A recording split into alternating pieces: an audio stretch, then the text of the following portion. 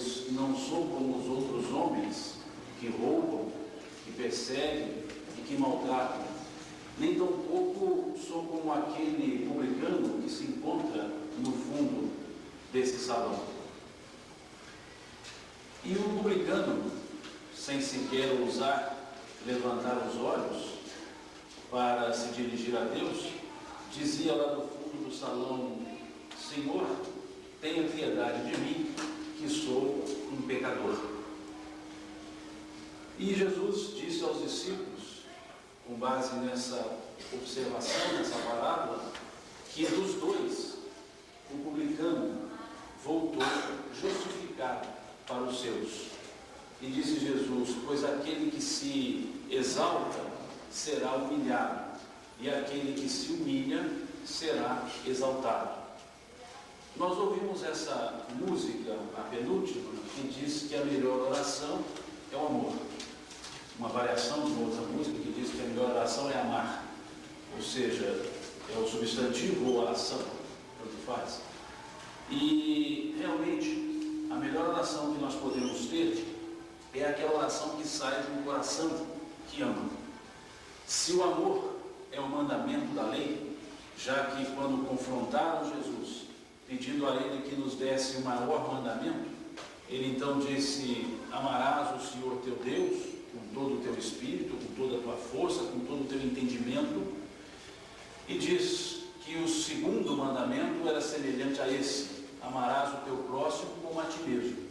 Então nós observamos que o mandamento da lei de Deus não é a quem amar, mas amar, pois nos é impossível amar a Deus sem que amemos o nosso próximo, e não é possível que amemos o nosso próximo sem que já amemos a Deus.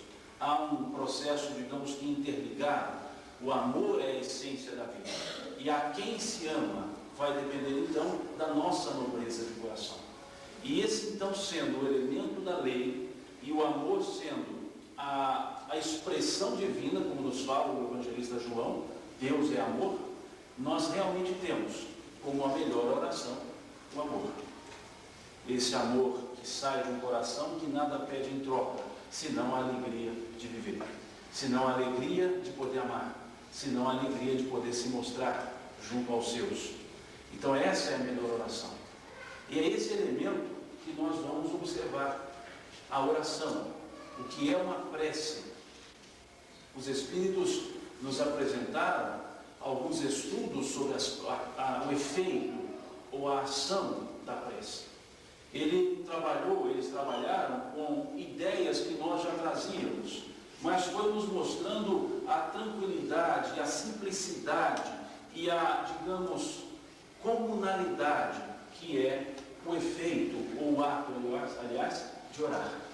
É algo tão comum que, para que nós entendamos, nós temos que nos transformar em pessoas extraordinárias. Porque somente as pessoas extraordinárias é que conseguem entender as coisas comuns. E as coisas extraordinárias, somente as pessoas comuns é que entendem. E a prece, sendo uma coisa tão comum, nos faz com que tenhamos que elevarmos-nos para nos tornarmos seres tão extraordinários que aprenderemos a ver a beleza da prece, que é algo tão comum nas nossas vidas. Nos falam os Espíritos que através da prece o homem pode propor a Deus 3 coisas. É a questão 659 do Livro dos Espíritos. Lá pode-se propor, na prece, agradecer, pedir ou exaltar, ou exultar, ou louvar, tanto faz. Então são 3 elementos que nós temos na prece.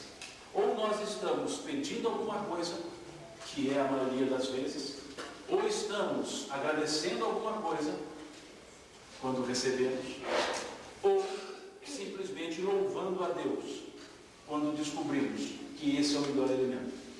São 3 propostas que nós fazemos.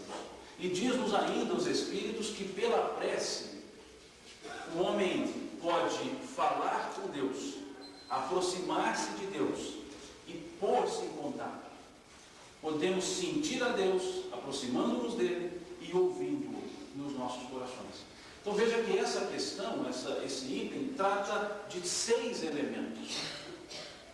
Os elementos da prece e a forma com a qual nós estamos nos aproximando de Deus. Então nesse ato de orar, nós vamos primeiro nos aproximar de Deus, depois vamos ouvi-lo e depois vamos nos colocar em contato com Ele. É aproximar-se, é estar em contato íntimo com Deus. E para isso nós temos alguns elementos para que entendamos esse efeito da prece, ou esse ato, aliás, da prece. Nos fala Jesus, lá no capítulo 6 do Evangelho de Mateus, 3 elementos também interessantes nas nossas vidas: a oração, o jejum e a esmola. Eram 3 situações previstas na lei. Quando dizemos lei, não a lei natural, a lei judaica, a lei da Torá. E Jesus resolveu explicar aos ouvintes esses 3 elementos. Ele fala da esmola, ele fala do jejum e fala da prece, tendo como elemento comum a esses 3 a não ostentação. Fala-nos da esmola, que a nossa mão esquerda não viesse a saber o que fazia a direita. Fala-nos do jejum, para que não nos mostrássemos entristecidos e pálidos quando estivéssemos fazendo o jejum, mas alegres. E também nos fala da oração, com a mesma ideia de que não deveríamos buscar na prece uma ostentação ou um motivo de exaltação pública. Então, observando essa ideia da parábola do fariseu e do publicano, e observando esses ditos de Jesus, quando ele nos fala assim: tu, quando fores orar, não faças como fazem os fariseus, que oram em pé nas sinagogas ou nas praças, para serem vistos pelos homens. Tu, porém, quando orares, entra no teu quarto, fecha a tua porta, e em segredo, em outras traduções, em silêncio, ora a teu Pai, que vê secretamente, e Ele te recompensará. São elementos que nós buscamos nessa prece, que depois Jesus, nessa ideia da prece, que depois Jesus ainda vai ampliar, e vai dizer que também não deveríamos fazer como faziam os fariseus, que entendiam que pelo muito que oravam, é que seriam atendidos. E falam-nos ainda os Espíritos, que o que importa não é orar muito, mas orar bem. Então nós vamos perceber que esse elemento, entrar no quarto, fechar a porta e em silêncio orar a Deus, nos dá um norteador para as nossas preces. Não como uma fórmula, mas como um meio, como uma maneira de se buscar a Deus. E aí então, quando nós observamos esses elementos e colocamos a ideia dessa questão 659 do Livro dos Espíritos, que nos fala que orar é aproximar-se de Deus, que orar é ouvir a Deus, e que orar é também pôr-se em contato, nós vamos perceber que há uma similitude, uma semelhança com a mesma ideia que Jesus nos traz, quando diz que nós devemos então entrar no nosso quarto, fechar a porta e em silêncio orar a Deus. O que nós vamos buscar nesses elementos? Primeiro, uma situação muito, digamos, urbanística da Palestina, né? A questão urbana da Palestina. As casas da Palestina, naquela época principalmente, não eram casas que possuíam muitas vezes divisão de quartos. Principalmente as casas mais simples, era apenas um cômodo, e ali dividia-se, né, a parte da cozinha e do quarto, ou seja, as pessoas dormiam no chão, sobre as esteiras, ou em casas um pouco melhores, havia uma divisão, mas nessa divisão não havia porta. Não era comum nós vermos porta interna na Palestina. Era muito comum um quarto dar digamos que, acesso ao outro. Então, há elementos físicos que nos faz pensar um pouco mais acerca disso que Jesus vem nos falar. Se não era comum termos quartos nas casas, também não seria comum que pedíssemos que entrássemos nos quartos, se fisicamente, em grande maioria, eles não existiam. Quando existiam, não era comum também existirem portas. Então também não era comum que ele pedisse que nós fechássemos a porta. Então há elementos outros que nós temos que buscar para podermos entender isso. E um elemento que nós vamos buscar para poder entender isso vai estar também lá no Livro dos Espíritos. A resposta da questão 621, quando nos falam os Espíritos que a lei de Deus está escrita na consciência. Então nós vamos ter um elemento. Se devemos buscar a Deus vivenciando a sua lei, e essa lei está na consciência, como diz o próprio Jesus, o reino de Deus está dentro de vós, nós vamos perceber que esses elementos contidos nessa fala de Jesus vão nos levar a buscar um estado de consciência propício para o desenvolvimento da prece. E aí ele diz: entra no teu quarto. Veja que já há um indicativo, um pronome, dizendo-nos que é nosso quarto. Há uma ideia de posse, é meu. Então não é entrar no quarto de ninguém, é entrar no meu quarto. Mas nós vamos estabelecer esse quarto como sendo, se é meu, é o meu quarto íntimo, ou seja, a minha consciência. Tu, quando orares, entra na tua consciência. Fecha a tua porta. Ou seja, pare de ver o que está fora e comece a ver-se por dentro. Se nós observarmos situações interessantes daquela época, o exemplo de Paulo de Tarso, nós vamos perceber que Paulo de Tarso, ele ficou cego por um certo tempo. E tempo suficiente para que ele pudesse se ver, para depois ver o mundo. Então é necessário que nós entremos no nosso quarto, e ao fecharmos a porta, não egoisticamente, nós estaremos dizendo: eu estou buscando a mim mesmo. Que vamos perceber essa ligação na resposta também dada pelos Espíritos à questão 919 do Livro dos Espíritos. Qual é o meio prático e eficaz para se vencer nessa vida e resistir ao arrebatamento do mal? Um sábio da antiguidade que nos disse: conhece-te a ti mesmo.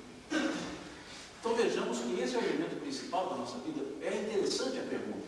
É um meio prático e é um meio eficaz. Vejamos, não é nada complexo, é simples, prático, e por ser prático tem efeito, é eficaz. Veja, não é só eficiente, é eficaz, dá efeito.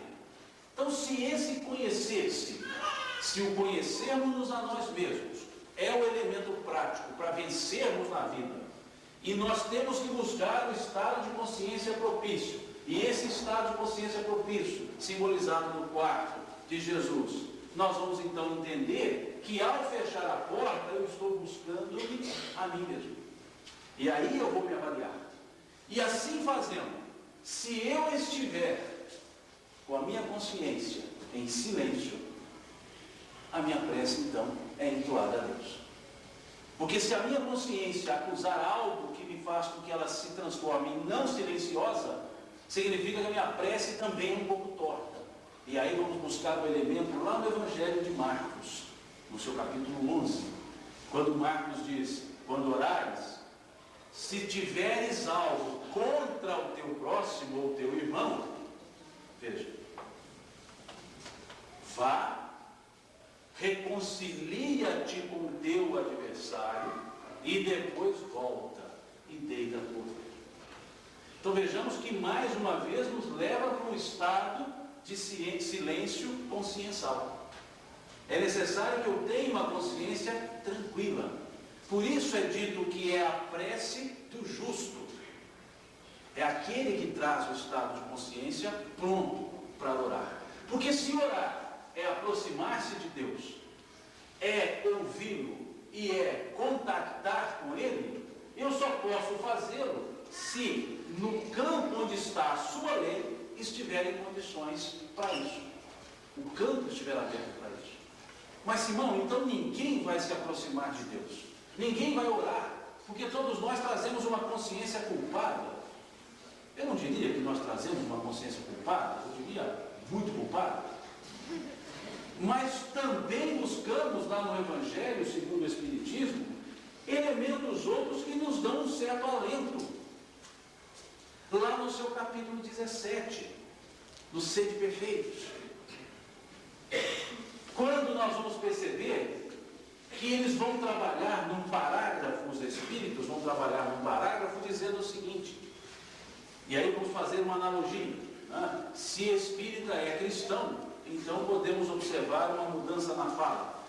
Reconhece o verdadeiro espírita, então digamos, reconhece o verdadeiro cristão. Vamos seguir a frase que está lá. Reconhece o verdadeiro espírita pela sua transformação moral e pelos esforços que empreende no sentido de tentar domar suas más inclinações. Então vejamos que o que nos é pedido, vou passar para cá, eu didaticamente não preciso ficar bravo comigo não, porque eu não sigo uma ordem de quadro, tá? Acorda o pessoal melhor. Diz-nos lá então que nos é pedido um esforço. Veja, e pelos esforços que empreendem no sentido de tentar domar suas más inclinações. Vejamos, não nos está pedindo soluções prontas, mas soluções construídas.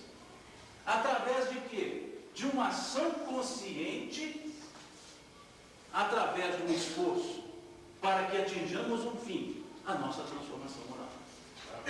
Então, digamos que essa transformação moral é algo meio, por assim dizer, no gerúndio, né? Vamos nos transformando, é algo diário.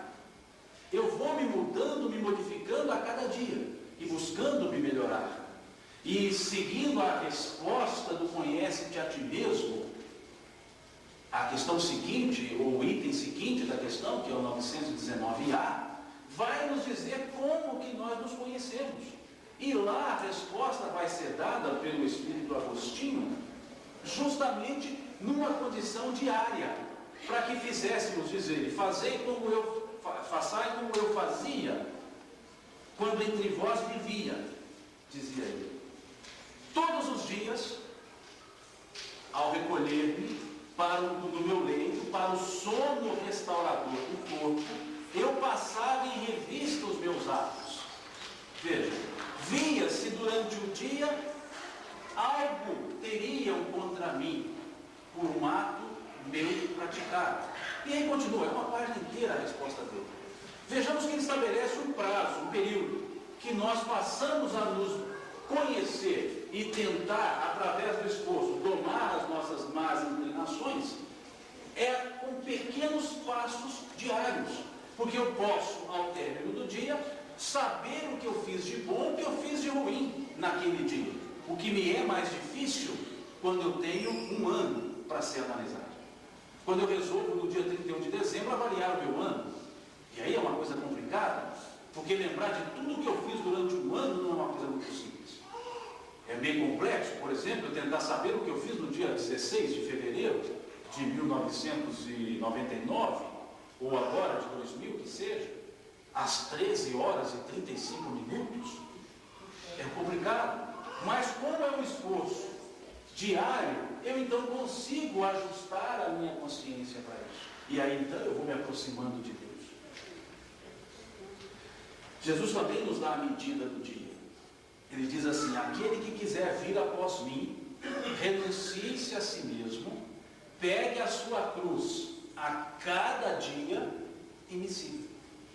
Veja que não está nos pedindo para que peguemos a cruz da vida inteira, que vai ser muito difícil, não temos força para isso, mas a cruz diária. O apóstolo Paulo, quando fala aos Hebreus, também nos dá uma medida diária de ação. Quando ele diz assim aos Hebreus, irmãos, irai-vos, mas não pequeis. Não se ponha o sol sobre a vossa ira. Quer dizer, fiquem nervosos, mas não agridam os outros. E não deixe o sol se pôr sobre a vossa ira. Ou seja, não deixe o dia acabar com você irado. Resolve isso antes. Vai dormir resolvido. Não se ponha o sol sobre a vossa ira. Então vejamos que são todos elementos que nos dão um espaço pequeno para poder agir. E isso é que nos dá essa condição do esforço para esse contato com Deus. Então esse é um estado de consciência tranquila. Porque estamos buscando, vejamos, estamos buscando o nosso melhoramento. E aí a minha prece sai, digamos que retilínea, sai com um sentido, um objetivo traçado, que é chegar a Deus. E aí eu posso, ou melhor dizendo, aí eu tenho condições de receber aquela palavra que vem de Deus. Os orientais dizem que quando oramos, nós falamos com o sublime. Quando meditamos, o sublime fala conosco. Então são elementos da prece, são momentos da prece. Quando eu estou me colocando em contato, e quando eu estou já em contato, eu me abro e acabo me esquecendo da vida externa, porque eu fechei a porta para mim mesmo, e nesse estado meditativo e não contemplativo, eu passo aos outros. Eu passo então a receber. E se a prece é algo que faz da consciência, lógico que a prece não pode ser então formal.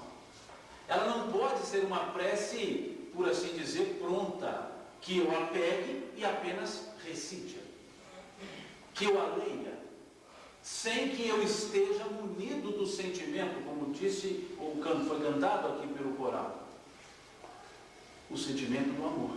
Então a prece, ela é natural, é uma prece que, digamos que é exalada naturalmente por nós, e não aquela prece que é elaborada, quando ela é muito enfeitada, aquela prece em que, digamos que o exaltar a Deus torna-se bajular a Deus.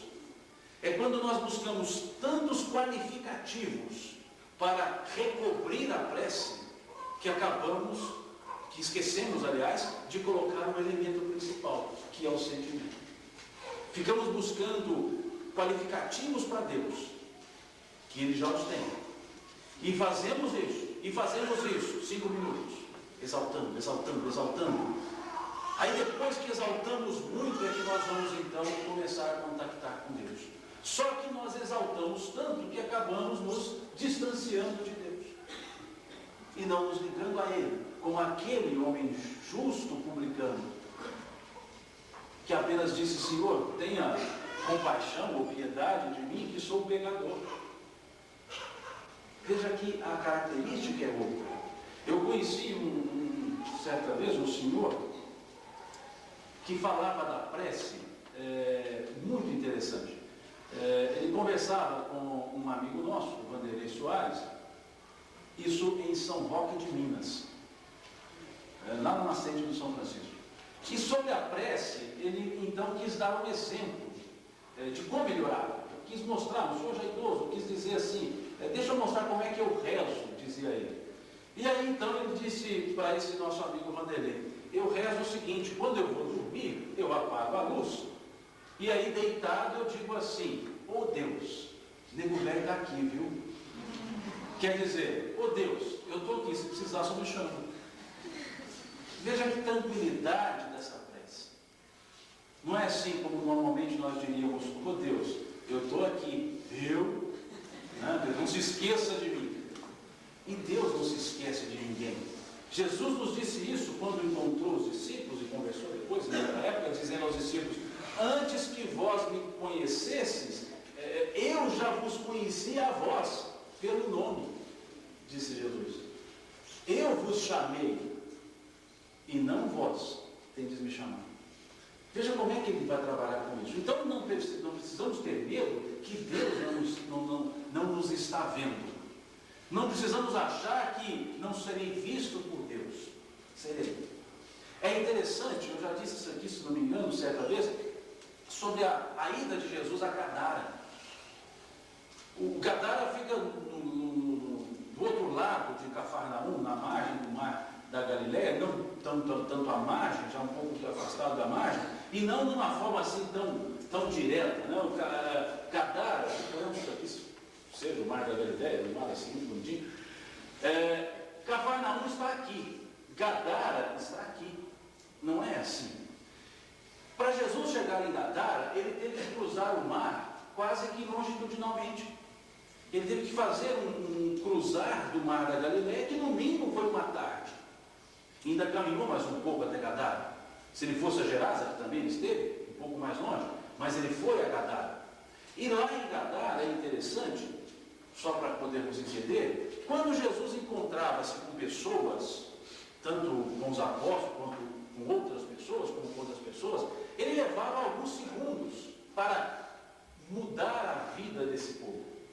Ele chegou para Pedro e disse: olha, deita tuas redes fora, que doravante farei de ti pescador de homens. E Pedro, teimoso, não falou nada, só jogou a rede e foi embora.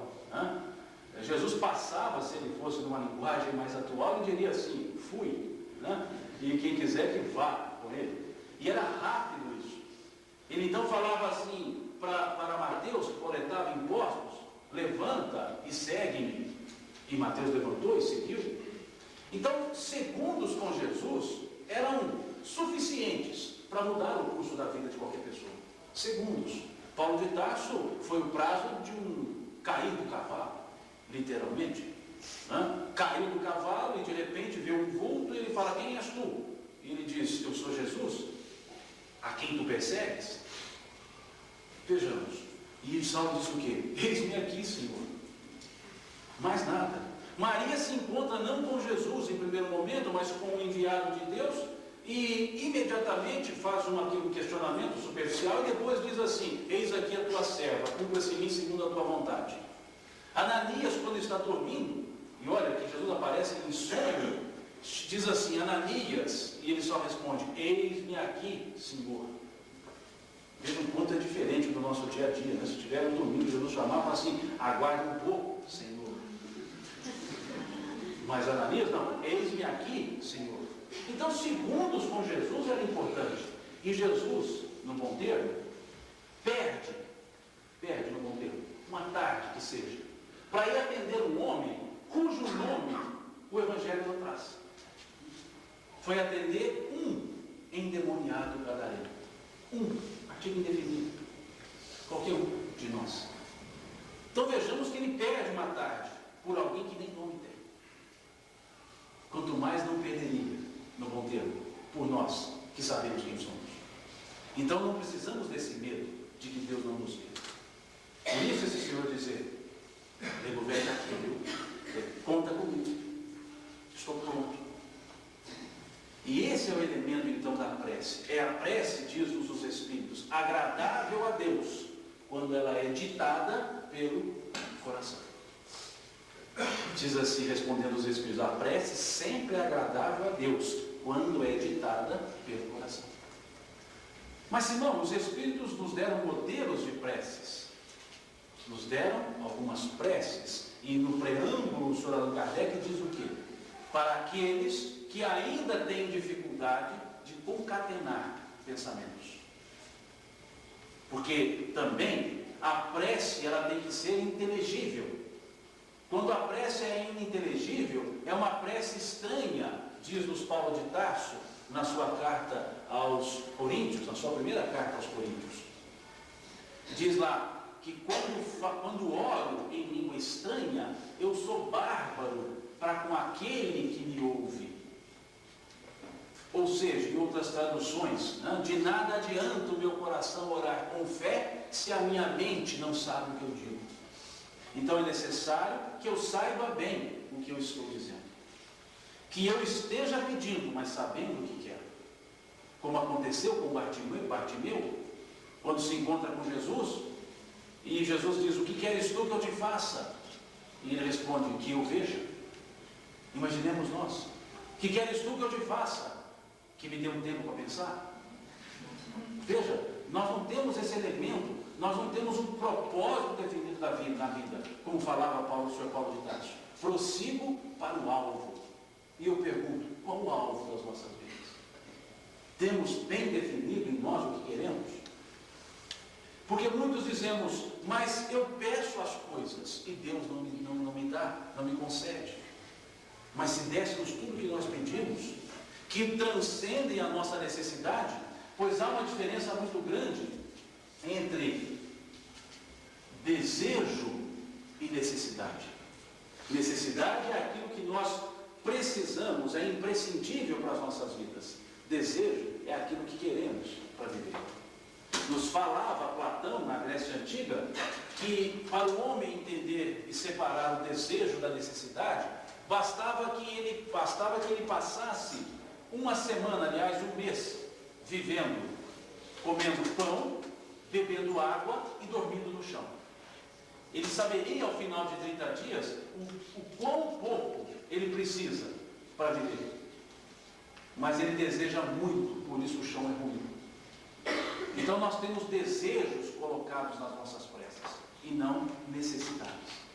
Porque as necessidades, digamos que nós temos o provimento delas, como disse Jesus.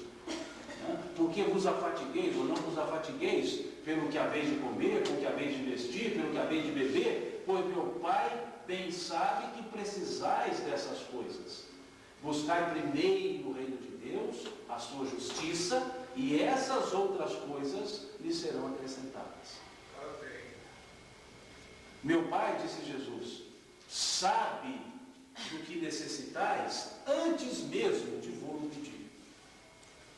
Então isso é necessidade. Mas nós muitas vezes colocamos na nossa prece o desejo. E é por isso então que Jesus nos dá não também um modelo. Ele nos fala uma prece. Ele nos traz uma prece que é concisa e é simples, mas de alto teor consciencial, de alto, digamos, teor de moralidade, não de moralismo.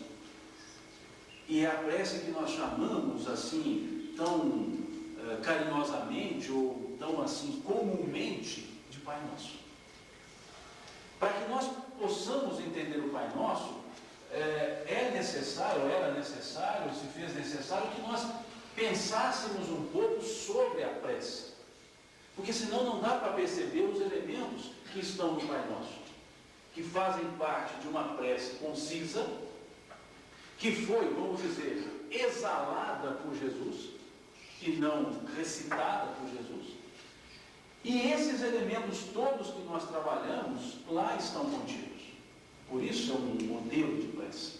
Não para ser recitada, mas para ser entendida, e ao dizê-la novamente, possamos, assim fazendo, exalar os nossos sentimentos e, de certa forma, concordarmos com aquilo que lá estamos dizendo. E vejamos que coisa interessante nessa prece. Como é que ela começa? Pai nosso, Pai nosso, que estais nos céus. Vejamos que é plural. Olha que elemento. Já começa Jesus a nos dizer que esse Deus é Pai. Já não é mais o Deus dos exércitos, não é mais o Deus de Moisés, não é mais um Deus ciumento, vingativo, punitivo, aquele que pune a iniquidade dos pais e dos filhos, nas terceira e quarta gerações. Não é mais aquele Deus distante, é aquele Deus presente, como o Senhor Pedro também havia dito. Tu és o Cristo, o Filho de Deus vivo. Mas é um Deus vivo, Pai. Se é Pai, é um Deus justo. E por isso é um Deus bom.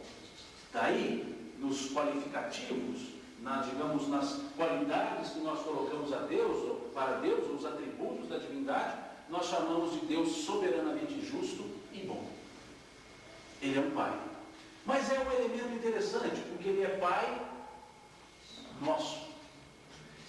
Se Ele é Pai nosso, o nosso simboliza quem? A humanidade. Se a humanidade tem o mesmo Pai, A humanidade é o que então? Uma grande irmandade. Então nós somos irmãos. E eu pergunto, nós nos tratamos como irmãos? Então por que eu vou dizer Pai Nosso? Vou ter que dizer Pai meu. Sou filho único. Não? Porque vejamos, a própria oração já nos está dando esse qualificativo. Deus é Pai de todos. Aí é um silogismo aristotélico, né? Se Deus é Pai de todos e nós somos todos, logo todos somos irmãos. É uma lógica pura e simples. E eu trato, ou sou tratado como irmão. Então vejamos que daqui para frente o Pai Nosso já está dizendo o seguinte: olha, você começou, passou por esse teste? Passou, então continua. Não passou? Reconcilia com o teu adversário. Vai lá então, trata como irmão. E depois volta e continua. Veja que esse Pai Nosso, muitos não passaremos do nosso. Não, do Pai, né? Porque está pedindo mais coisas. Está mostrando-nos um elemento forte. Que eu estou dizendo, Pai Nosso. Eu estou dizendo, olha, eu sou irmão de todo mundo. Eu trato todo mundo como irmão. E tudo. Veja, não é isso que acontece na prática. E aí segue Jesus. Que estás nos... Vejamos que não é no céu. Esse Pai não está num lugar definido. Ele está nos céus. Ou seja, existe mais de um, todo lugar é céu, dependendo do estado daquele que lá vive.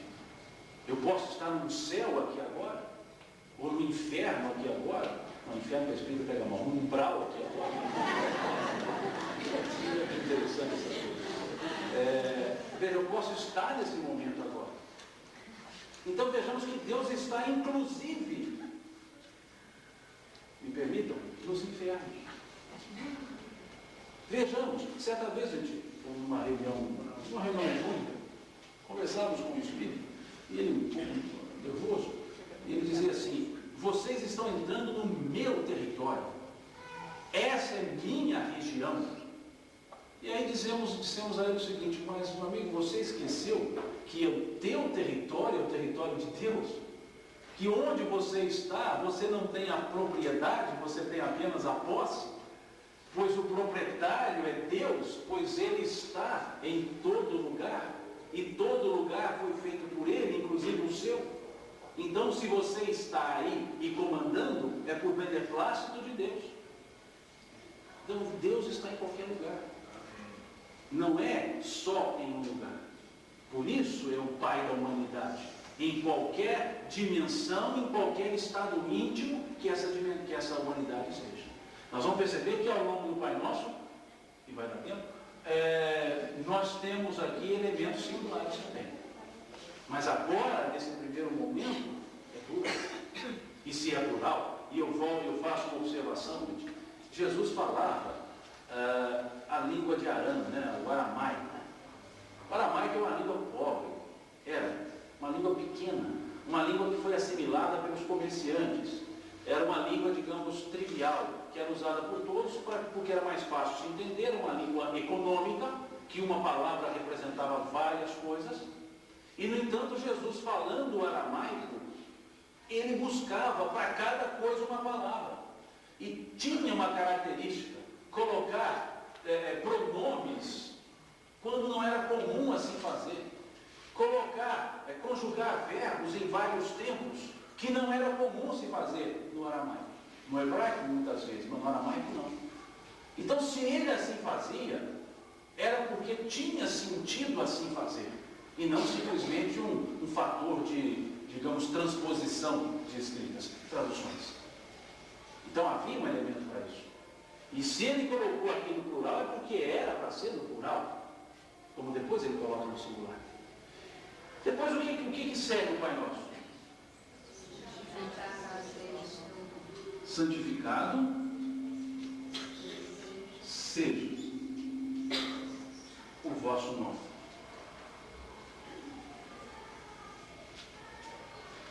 Vejamos esse verbo ser.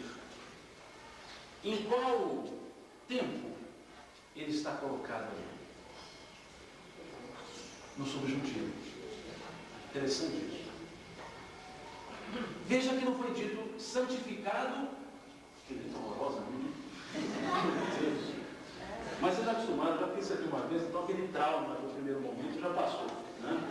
Eu lembro que vocês tiveram uns pesadelos 3 dias seguidos, mas tem de bom ânimo, né? Tenha fé e assim vai. Vejamos que ele não diz santificado é o teu nome. Ele não usou o indicativo presente, ou presente indicativo. Seja, quando que eu uso o subjuntivo? Se nós olharmos as gramáticas, nós vamos perceber que o subjuntivo ele é usado quando o ato é duvidoso e é incerto. Se utiliza os tempos do subjuntivo nessas condições. Que me corrijam os vernaculistas. É um tempo utilizado para atos incertos e duvidosos. E o presente do subjuntivo é utilizado quando se espera que uma coisa aconteça. Vejamos. Mas, irmão, o nome de Deus já não é santificado? Depende. Depende de quê? Daquele que está fazendo por santificá-lo. Ele é santificado na ação de cada um. É um presente que se espera que aconteça. Através de quem? Do agente. Quem é o agente? Nós que falamos isso. Santificado seja o vosso nome. Vejamos isso. Não é santificado é, porque ele já é, mas eu, e quando nós observamos isso, nós dizemos o seguinte: utiliza-se o presente quando o que fala, o que é o interlocutor, espera que aquilo aconteça. Não é? Tanto que o futuro do subjuntivo também há uma semelhança, mas é o esperar com menos definição, enquanto o presente é esperar com mais definição. Da mesma forma que nós usamos na prece sempre os verbos na forma imperativa, porque fazemos um pedido fervoroso, veemente, então utilizamos o imperativo, não porque estamos dando ordem, mas é um pedido que se espera que aconteça de fato. Então vejamos que quem santifica na ação o nome de Deus? Nós. E aí nós vamos lá para o Velho Testamento, lá no Êxodo, quando coloca-nos o decálogo, e um dos elementos é não trazer o nome de Deus em vão. Vejamos esse elemento. Santificado, então, seja o vosso nome. Eu vou mostrar essa santificação a quem me vê. Disse Jesus: brilhe, olha só que interessante, brilhe a vossa luz diante dos homens, para que vejam as vossas boas obras e glorifiquem a Deus que está nos céus. Não é glorificar nós que fazemos. E vejam as vossas boas obras e glorifiquem a Deus que está nos céus. Então, tudo que nós fazemos é em nome, e usar um termo mais medieval, né? Em nome e em glória de Deus. Por isso, cabe-nos santificar o seu nome. Amém. Os mais antigos, talvez munidos de uma fé natural, e porque hoje também nós não temos outro elemento que eles tinham, que era o chapéu, né? Não usamos isso hoje tão frequentemente, mas quando se falava em Deus, eles tiravam o chapéu. Não sei se vocês já perceberam isso. Falava em Deus, tirava na hora. Ah, mas isso é um ritual, não é? Isso é respeito e consideração, que muitas vezes nos falta hoje. Hoje falamos em Deus como se falássemos com todo respeito, mas no dono da banca, da feira, da esquina.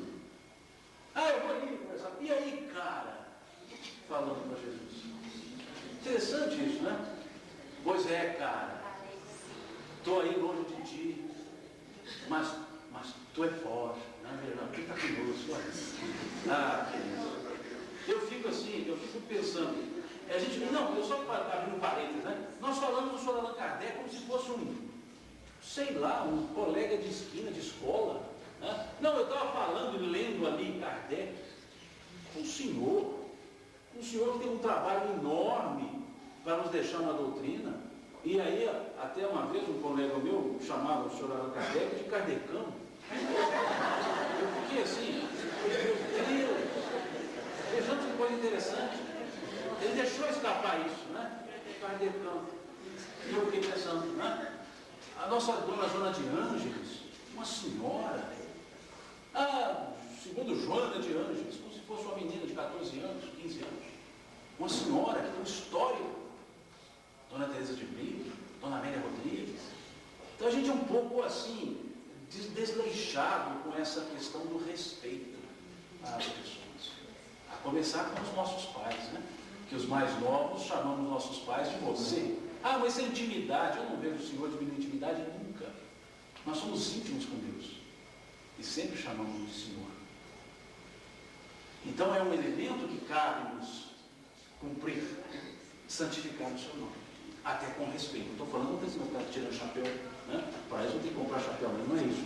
É para a gente poder entender isso. Que ao falar do seu nome, estamos invocando o Criador. Que aliás é até mais do que o Criador, porque nós conhecemos Deus como Criador, mas Ele é mais do que o Criador. Porque essa é a dimensão que nós conseguimos entender. Mas Ele é mais. É bem mais do que o Criador. Antes de criar, Ele já era. É como se o nosso filho, né, que antes de nascer, né, quem sou eu para o meu filho antes de nascer? Ele não consegue entender. Ele só me vê como pai, mas eu já era antes de ele chegar. Então Deus é mais do que o Criador. Por isso que os hinduístas têm um qualificativo para Deus, né, separando o Criador do incriado, é Brahm e Brahma. Dois momentos da divindade, e não dois deuses, dois momentos da divindade. O incriado e o Criador. Veja que coisa interessante. Então, é esse elemento que nós trazemos aqui, é perceber Deus nas nossas ações. Por isso é que o seu nome está sendo santificado, e não já é. Amém. Por si só Ele é. Continua o Pai Nosso. O que mais nós temos? Venha a nós o... E aí nós perguntamos, já respondemos até no início. Onde está o reino de Deus? Dentro de nós, disse Jesus. O reino de Deus está dentro de vós. Lei de Deus está escrita onde? Na consciência. Então esse vir a nós o vosso reino não é de fora para dentro, é de dentro para fora. Amém. É buscar até o nosso consciente, a nossa vigília, esse elemento divino que nós temos. Por isso fomos feitos simbolicamente, óbvio, a imagem e semelhança de Deus. Trazemos o germe da divindade em nós. Somos potencialmente, como disse Jesus, vós sois deuses, em D minúsculo. Então nós trazemos esse germe da divindade em nós. Então venha a nós o vosso reino, é dizer, estou me abrindo para que eu veja o reino. Jesus, quando falou da luz, no brilho a vossa luz, também Ele nos asseverou. Vê bem, para que a luz que há em ti não sejam trevas. Amém. Então veja que está em nós isso. Mais uma vez, entramos no nosso quarto. E aí buscamos esse reino de Deus. Aqui, internamente. E não lá fora. E não só nos atos, mas no sentimento. A melhor oração, diziam os cantores, né, é o amor. Aliás, belos cantores. E é o amor. Então veja de onde sai o amor, se não nesse reflexo que somos nós, da divindade. O amor de Deus, que por nós sai como reflexo da própria divindade dos nossos corações. É naquela prece recitada e talvez não tão sentida que muitos fazem, quando repetem sem perceber a essência e a beleza da prece de Cáritas, por exemplo. Quando diz lá que nós seremos, em nós refletiria a imagem de Deus. E em cada pessoa reflete a imagem de Deus. Estava nu, me vestiste. Estive doente, foste me ver. Estava preso, foste me visitar. Tive fome, deste-me de comer. Tive sede, deste-me de beber. Senhor, quando que fizemos tudo isso? Resumindo, né? Porque a pergunta é cada item de novo. E ele disse, todas as vezes que fizerdes, ou fizestes, né? E fizerdes isso a um dos meus, é a mim que o fazes. Okay. Então vejamos, quando que nós vemos Deus? Refletido nas pessoas. E como que eu vou ver Deus refletido nas pessoas se Ele já não se reflete em mim? Disse Jesus, os olhos são a candeia do corpo, são as lanternas. De sorte que se os teus olhos forem bons, todo o teu corpo terá luz. Ou Ou seja, os olhos apenas refletem aquilo que eu já trago internamente. E se eu consigo ver a singeleza do ser humano, na singeleza do ser humano, a expressão de Deus, é porque em mim já brilhou essa luz e em mim o reino já brotou. Amém. Então já veio a mim o reino. Continua para nós. O que mais? Seja feita a vossa vontade. Mais uma vez. Seja feita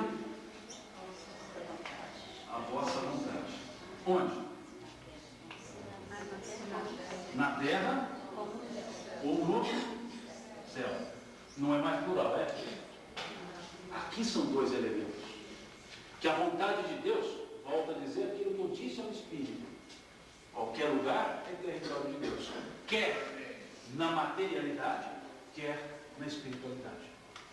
Quer no elemento material da vida, que somos o homem no sentido humanidade, quer no elemento que somos os espíritos.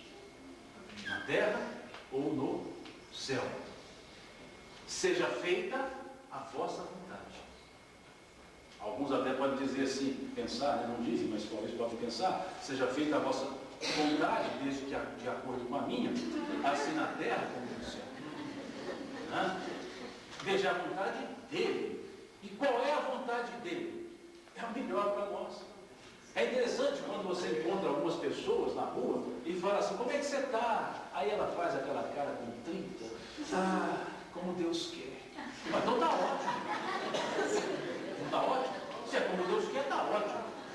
A vida está assim, esvaindo-se de alegria, porque está como Deus quer. E a vontade de Deus é que nós sejamos sempre felizes. Mesmo que para isso estejamos momentaneamente sofrendo. Ou estejamos momentaneamente tristes, ou estejamos momentaneamente alegres, mas sempre seremos felizes, pois é impossível a fonte do amor e da felicidade gerar a infelicidade. Então nós somos seres felizes. E aí nós estamos agora colocando-nos numa condição de resignação.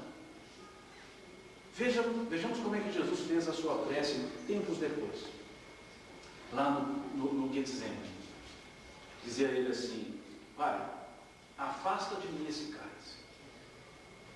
Quer dizer, dá um jeitinho disso não acontecer. Afinal de contas, por mais divino que ele se apresentasse a nós, embora não fosse divino, porque divino é Deus, por mais grandiosidade que ele se apresentasse, ele tinha carne e osso, e isso ia doer. Uma chibatada dói. Pregar na cruz dói. Então isso não é uma coisa simples. Por mais puro que é o Espírito ou que era Jesus, ele tinha um corpo físico que ia doer. Com a devida vênia, aqueles que entendem diferente com relação ao corpo de Jesus, que não é assunto para discutir, para conversar agora. Mas ele disse então, afasta de mim esse cálice. Mas depois ele disse, Pai, se for possível, afasta de mim esse cálice. Quer dizer, olha, não, eu estou pedindo para afastar, mas não é bem assim. Se for possível, só pensa aí. Depois ele disse, Pai, cumpra-se em mim, segundo a tua vontade.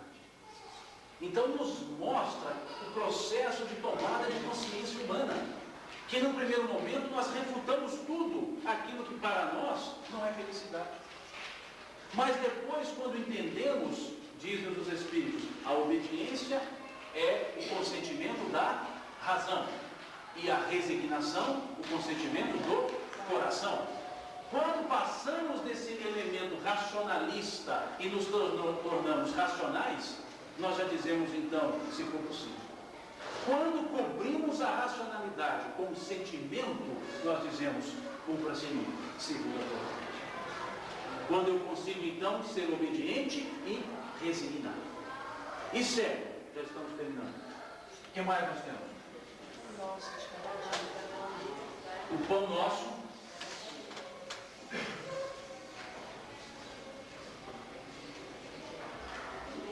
Me permita colocar um hino fino, tá? Só para reforço. O pão nosso de cada dia, o que mais? É para dar quando? Só o de hoje.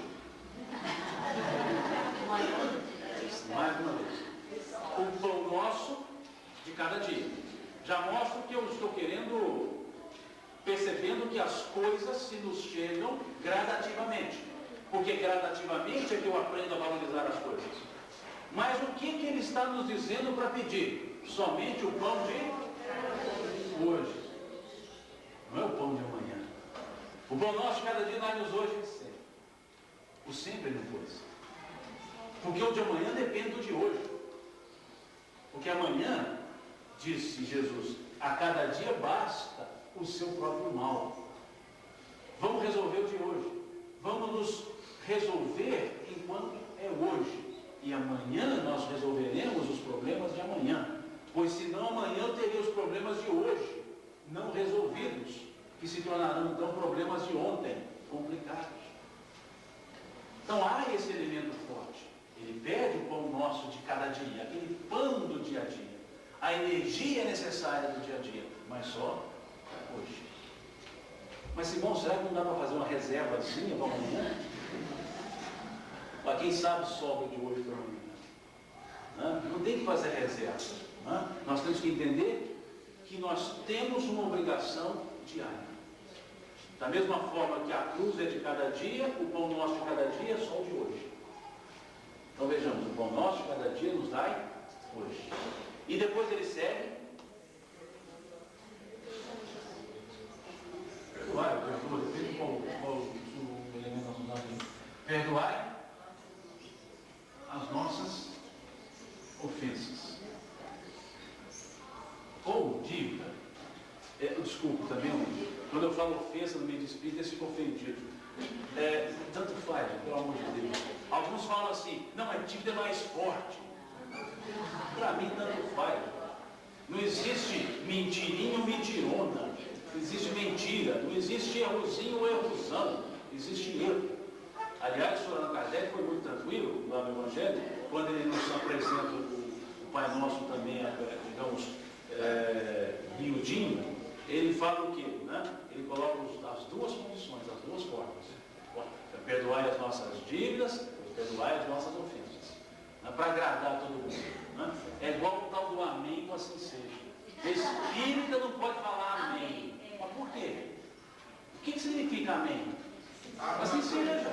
Amém a Deus. Correto. Vejamos, é a mesma coisa. É a forma grega, latina, aliás, de se dizer assim seja. São coisinhas assim, questúmbulas, né? Aí a pessoa fala, esse é espírita, que fala assim seja. Né? Não, esse é espírita, porque ele reza. Aliás, ele não reza, ele ora. O espírita também não reza. Então vejamos, perdoai as nossas ofensas ou dívidas, mas dá uma condição aqui. Veja, nós estamos pedindo agora, aqui é a parte do pedido. Já louvamos, né? Já estamos mostrando o agradecimento através da resignação e agora estamos pedindo. Mas eu estou pedindo dando uma condição no pedido, não uma condição para ele atender, no sentido de, segundo a minha condição, não. Eu sigo essa condição para ser atendido. Assim como... E dá para perceber isso, não é a lei de ação e reação? Não é a lei de causa e efeito? Adianta eu falar diferente? Se aquilo que me acontece é simplesmente consequência do que eu faço? Então, se eu estou perdoando, é porque então eu tenho condições de ser perdoado. Toda ação gera uma reação contrária de igual potência, diz a lei da física. Então é a lei de causa e efeito. Eu estou mostrando que eu quero assim fazer. Porque vejamos, me permitam filosofar um pouco mais. Deus não tem que perdoar nada das nossas ações. Não fiquem bravos, não, mas dá para entender isso. Deus não perdoa ninguém, porque Deus não se ofende. Eu já falei isso aqui uma vez. Para que haja perdão tem que haver ofensa. E para que haja ofensa, ofensor e ofendido tem que estar no mesmo nível. Ou seja, ou eu sou Deus para ofendê-lo, ou ele está no meu nível para ser ofendido. Então Deus não perdoa porque ele não precisa perdoar, porque ele não se ofendeu. Então esse perdão é um auto-perdão. Eu estou pedindo perdão a mim mesmo, pelos meus atos. Dá licença. Na diz assim, que Deus está pronto a perdoar. Deus está pronto a perdoar. Aquele que segue, aquele que não segue, que não provoca ainda, Deus não precisa perdoar, provoca o Isso. Deus está pronto a perdoar. Então vejamos que o perdão é algo, se Deus está pronto a perdoar, significa que o perdão é imediato. Se ele é imediato, não vai haver ofensa. Aliás, o senhor Khalil Gibran, um poeta árabe, quando lhe perguntaram sobre o perdão, disseram o que é o perdão. Ele respondeu assim: o perdão é o perfume que as flores soltam quando são pisadas. É imediato. Não tem que parar e pensar se ele me ofendeu, mas eu sou bom, vou perdoá-lo. Não, é automático. Por isso Deus está pronto a perdoar. Ele não tem que pensar assim: me ofendeu, mas eu sou Deus. Ele já perdoa na hora. O perdão é o perfume que as flores soltam quando são pisadas. Nenhuma planta pisa, depois ela fala: não vou soltar o perfume, que agora eu posso até perdoar, mas eu esqueço. Então não vai soltar esse perfume nunca. Mas ela solta na hora. Então é a condição que eu estabeleço: perdoai as nossas ofensas ou dívidas, assim ou da mesma forma, ou tal como eu perdoo aqueles que me devem ou aqueles que me ofendem. Eu mostro a minha condição resignada, imediata. Imediata. Da mesma forma que uma criança pequenininha, aí 4 anos, chega aqui para mim, eu estou falando, e ela já está dizendo assim, está demorando muito, e aí ela olha para mim e faz assim, e eu falo para ela: graças. Agora, se é um adulto, fala, e depois eu dizer: não, mas Deus entende, eu também. Ele, o adulto, está no mesmo nível, então eu vou me ofender, mas a criança não está, gente. Então esse é o perdão, imediato. O outro não é perdão, o outro é tomada de consciência. Podia ter feito isso. Aí me arrependi, pois eu também devia ter ficado bravo. Aí desculpa. É igual jogo de futebol, né? Brigam lá dentro. Aí quando sai, valeu, desculpa, estava nervoso, né? E acha que está tudo bem, acha beleza isso. O importante é assim, ter uma canelada, você falou: me desculpa, eu pus a canela no seu pé. Isso seria mais nobre, né? Mas vamos aprender. O que mais nós temos? Não nos deixeis cair. O Marco me aparece pelas 2 fitas que fizeram aí. É os 2 lados, 30 minutos, e acabou. Não nos deixeis cair nas tentações, pelos erros. Diz-nos lá o apóstolo Tiago na sua carta: bem-aventurado o varão que passa pela aprovação, pois vencendo arruma para Deus. Quer dizer, venceu o caminho. Então nós não estamos pedindo para tirar as tentações. Digamos aqui as tentações. Então. Estou pedindo para que eu não caia. Ao não cair, eu estou pedindo discernimento, para que eu saiba onde devo pisar ou não. E veja que isso aqui está colocado já no final da prece. Já estou mostrando todo o estado de consciência para chegar até aqui. Para dizer: olha, eu não me deixe cair nas tentações. Não me deixe entregue às tentações. Não entregue, nós estamos no mundo de prova e expiação, então já está entregue. Nós não podemos é cair. E estamos tanto entregues que isso aqui é a questão, são as questões 258 a 261 do Livro dos Espíritos. Quando fala da escolha das provas. Nós é que escolhemos. E aí vai, depois vocês confiram lá. Nós é que escolhemos as provas. Aí pergunta: todas somos nós que escolhemos? Não, todas não, só as grandes provas. Os pequenos acontecimentos são frutos do vosso livre-arbítrio, resumidamente, dizem os Espíritos. E depois diz assim: mas se somos nós que escolhemos, como que escolhemos nascer no meio de pessoas de má vida? Quer dizer, vai escolher tão mal assim, né? E aí eles respondem: para que haja analogia nas provas. Então, um exemplo, aquele que é dado ao instinto do roubo, para vencê-lo, necessário se faz conviver com ladrões. Então, a prova é algo necessário para que eu possa dizer assim: vencer.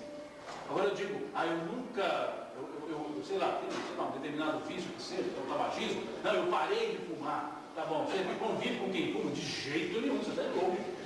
Então não parou. Agora, não, eu convivo sim.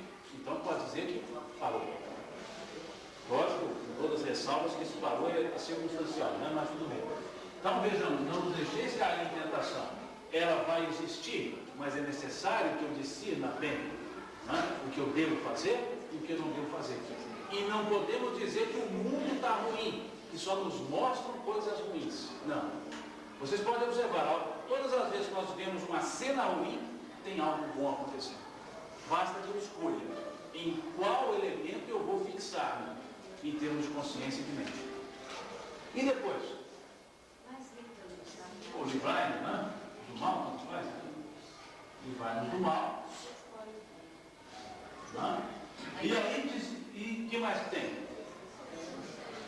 Assim seja. Amém. Vai. O assim seja. Vejamos. Não nos deixeis cair em tentação, livrai-nos do mal. É um pedido natural. Né? Nós queremos aquilo que é melhor. E como que eu me livro do mal? Fazendo o bem. Diz-nos os Espíritos da Anagênese, que é o mal? Ausência de bem. Se é ausência de bem, significa que livrar-nos do mal cabe a nós mesmos fazermos o bem. Ok? E assim seja, que é um elemento importante. O que é esse assim seja aqui? É a minha assinatura, dizendo, tudo isso que eu acabei de dizer, eu concordo, faço e sigo. Aí eu pergunto, dá para assinar isso? Dá, se a gente entender isso e começar a se mudar. Então vejamos que o Pai Nosso não é uma oração que se reza em 2 minutinhos. Não é só recitar. Por mais belo que seja, não é recitando que nós teremos o efeito. É percebendo os elementos que lá estão. Por isso foi algo ensinado por Jesus. E Jesus não ensina nada que não tenha utilidade. Tudo que ele falava era útil. Era aproveitável. Uma linguagem mais moderna, até mesmo reciclada. Mas ele era proveito. Tudo que ele falava era de proveito para nós. Então o Pai Nosso, se é uma expressão sublime, não poderia ser uma coisa banal. Mas há um outro fator aqui que nós encerramos buscando. Qual dessas partes aqui Jesus chama a atenção para ela? Porque depois, quando ele termina lá, que ele chegou no assim seja, ele faz uma observação. Ele diz assim, pois, e aí faz uma observação. Qual dessas partes aqui ele chamou a atenção? Não lembram?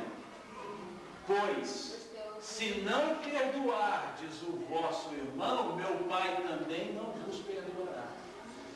O elemento-chave de toda a oração está aqui.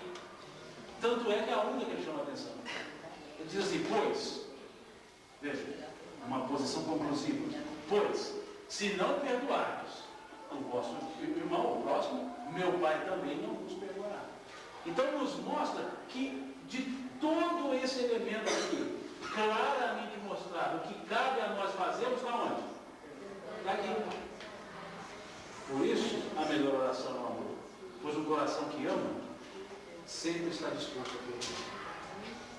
Então aqui é o elemento chave do Pai Nosso. Tanto é que isso foi o que Jesus escolheu. Pois se não perdoardes o vosso irmão, meu Pai também não nos perdoará. Por que não vai nos perdoar? Porque a lei de ação e ação de causa e efeito. Não tem como.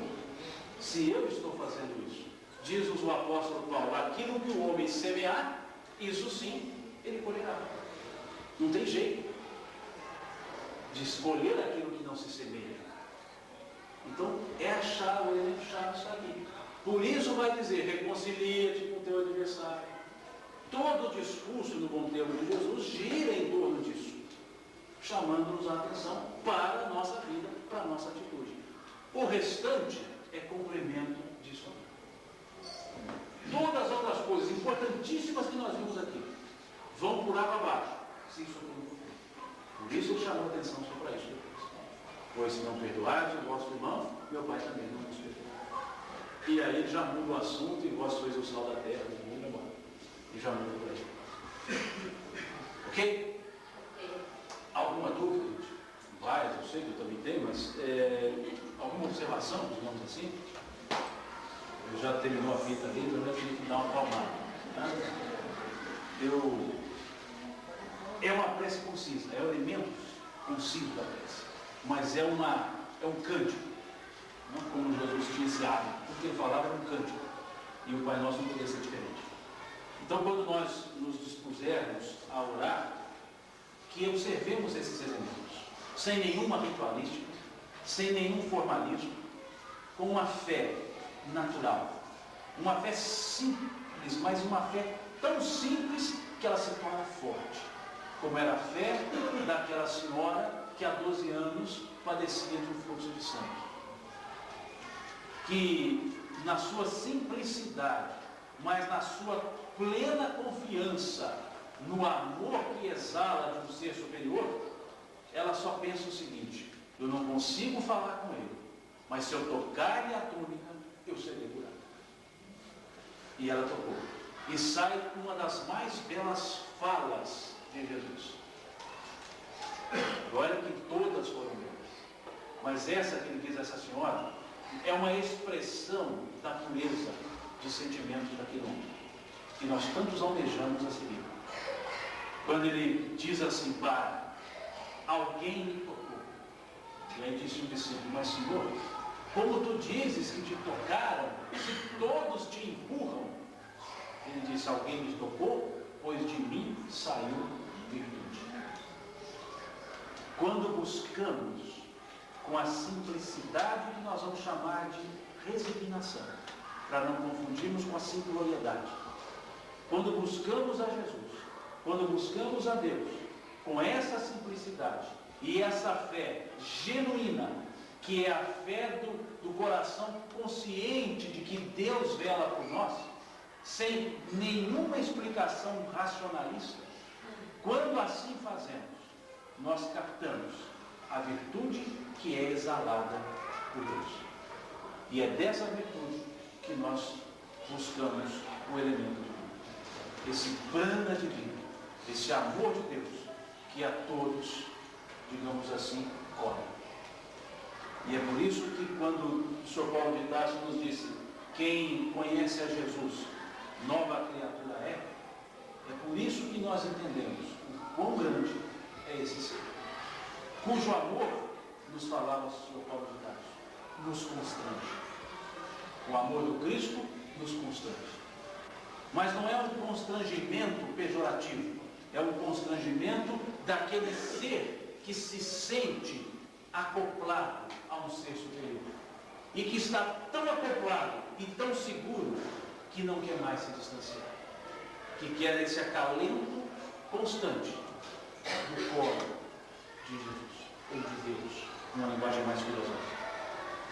Então é esse o elemento que nos faz viver, é a certeza de que nos encontramos em contato com Deus através da nossa própria vida, e que nada mais podemos fazer em retribuição a Deus do que senão vivermos a vida condignamente e alegremente. É um dom que nos foi dado, é um presente que nos foi dado, e nada melhor para honrar aquele que nos deu esse presente do que valorizar o presente que recebemos, valorizando a vida de Deus. Por mais difícil que ela se nos apresente, é uma vida concedida por Deus, e que cabe-nos honrá-la, vivendo plenamente. Como eu disse com um grupo nosso amigo de patrocínio, nós temos que fazer tudo nessa vida com gosto. Então nós temos que viver com gosto. Aquele mesmo gosto que as nossas mães têm quando fazem o nosso almoço. Que a comida é a melhor do mundo. Que a comida das nossas mães, individualmente. E não das mães alheias. É da minha mãe.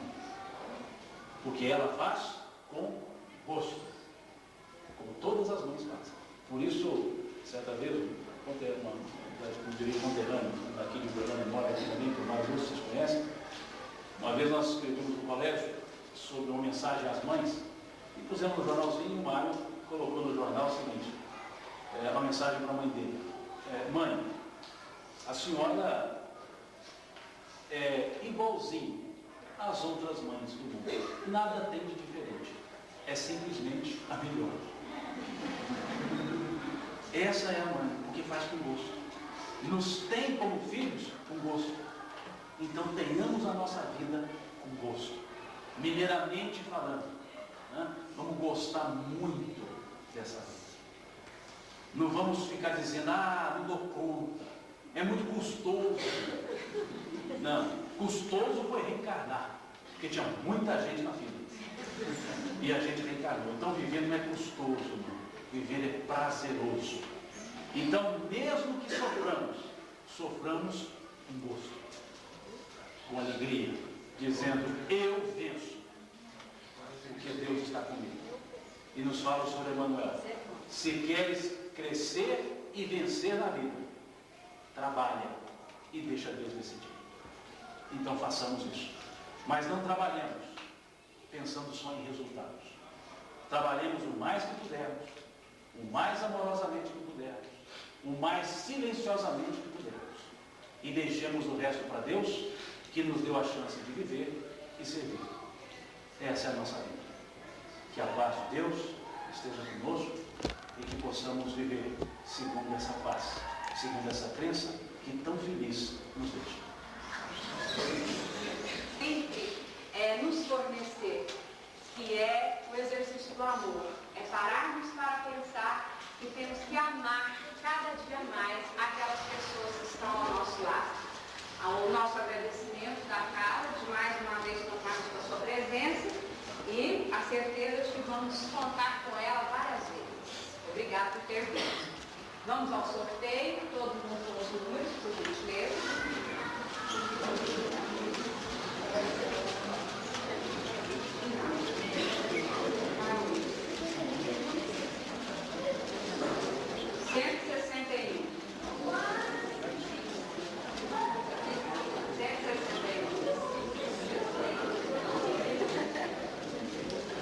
Nosso companheiro da casa, Zé Maria.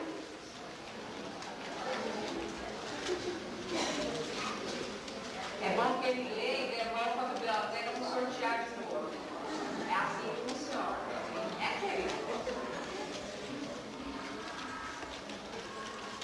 Bom, nós vamos apenas recordar as palestras que serão feitas a partir do mês de julho. Dia 3, próxima segunda-feira, José de Costa Moraes, que vai falar livre. Dia 24, Marival Veloso, a obra de Chico Xavier. Dia 31, Wesley Sley Barros, Cosmologia na Visão Espírita. Então temos programação aí todinha do mês de julho. Nós vamos fazer a nossa prece inicial, a nossa prece final. Já tivemos há muito tempo.